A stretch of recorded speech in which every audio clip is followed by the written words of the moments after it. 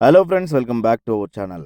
అయోధ్యలోని రామ మందిరంలో ఆసక్తికర పరిణామం చోటు చేసుకుంది. కేరళ గవర్నర్ ఆరిఫ్ మహమ్మద్ ఖాన్ అయోధ్య రామాలయ దర్శనం చేసుకుని రామ్లల్లా విగ్రహం ఎదుట నేలపై పడుకుని నమస్కారం చేశారు.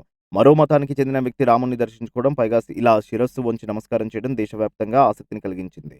కేరళ గవర్నర్ ఆరిఫ్ ఖాన్ అయోధ్య రామ మందిర దర్శనం చేసుకోవడం ఇది రెండోసారి. పూర్తి సమాచారం తెలుసుకునేందుకు వీడియోను స్కిప్ చేయకుండా ఎండ్ వరకు చూడండి. సాధారణంగా ఇస్లాంలో విగ్రహారాధన నిషిద్ధమని అంటారు. కానీ ఆరిఫ్ ఖాన్ శ్రీరాముణ్ణి ఇలా దర్శించుకోవడం ప్రాధాన్యం సంతరించుకుంది. అయినా ఆరిఫ్ ఖాన్ చాలా కాలంగా ఇస్లాంలో సంస్కరణల కోసం పోరాడుతున్నారు. కాబట్టి ఆయన శ్రీరాముణ్ణి అలా దర్శించుకోవడంలో ఆశ్చర్యం లేదని పలువురు అభిప్రాయపడుతున్నారు. రాష్ట్రపతి ద్రౌపది ముర్ము అయోధ్యను సందర్శించిన వారం రోజుల తర్వాత కేరళ గవర్నర్ ఇప్పుడు దర్శించుకున్నారు. ముర్ము గిరిజనులు అయినందున రామ మందిర ప్రాణప్రతిష్ఠకు ఆమెను ఆహ్వానించలేదని రాహుల్ గాంధీ చేసిన వ్యాఖ్యలను ఆరిఫ్ ఖాన్ తప్పుబట్టారు. మరోవైపు అయోధ్య మందిరాన్ని హిందువులే కాకుండా ఇతర మతాలకు చెందిన వారు కూడా దర్శించుకుంటున్నారు. గత ఫిబ్రవరిలో పంజాబ్ ముఖ్యమంత్రి భగవంత్ మాన్ కూడా అయోధ్య మందిరాన్ని సందర్శించారు. ఈయన సిక్కు మతానికి చెందిన వారు. పాకిస్తాన్ నుంచి దాదాపు 250 మందికి పైగా హిందువులు సింధు నుంచి వచ్చి రామ్లల్లా దర్శనం చేసుకున్నారు. వీరు గత శుక్రవారం అయోధ్యకు వచ్చారు. ఈ వ్యక్తులు సింధ్ ప్రావిన్స్లోని 34 జిల్లాలకు చెందిన వారని ఆలయ అధికారులు తెలిపారు.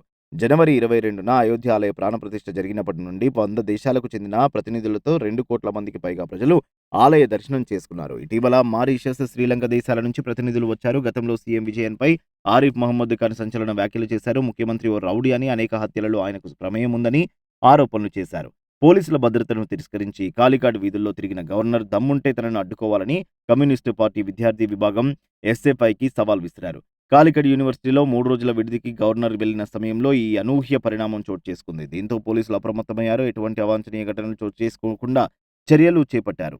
ఎస్ఎఫ్ఐ నుంచి తీవ్ర నిరసనల నడుమ కాలికట్ ఎస్ఎం వీధిలోకి చేరుకున్న గవర్నర్ పాఠశాల నుంచి ఇంటికొస్తున్న విద్యార్థులతో మాట్లాడారు.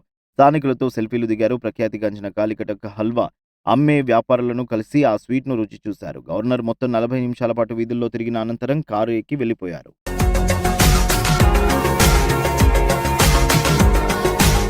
మరిన్ని అప్డేట్స్ కోసం మా ఛానల్ని సబ్స్క్రైబ్ చేయండి.